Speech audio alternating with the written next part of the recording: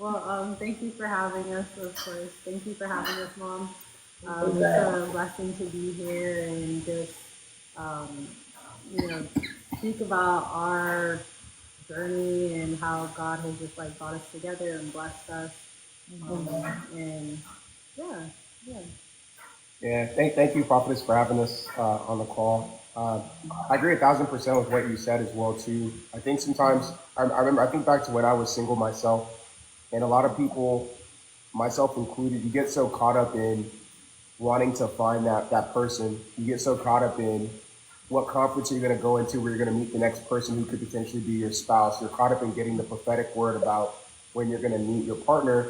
But sometimes you almost start to make that like an idol, and you forget that the main thing you should be doing is actually partnering with Holy Spirit, spending time with Holy Spirit, making sure that you're growing in your character, growing in your relationship and walk with Him. So I think that's spot on, and a message that a lot of people in our generation definitely need to hear, especially in the context of like women specifically need to focus on that too. Yeah. 100%. Yeah, no, yeah, I definitely agree as well too.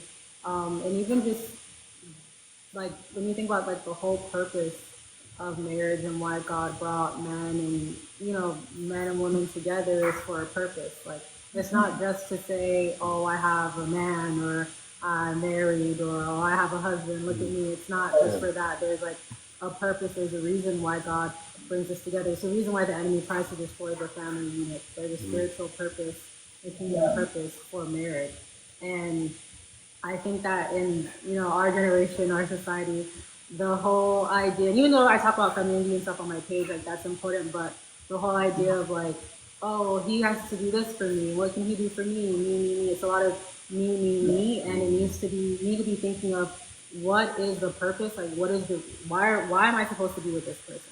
What is our kingdom purpose?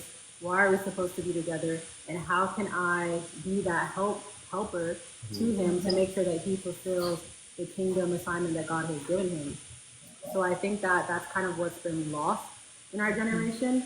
Like being married, having a husband that provides for you, takes care of you, all of those things are great, but those are just benefits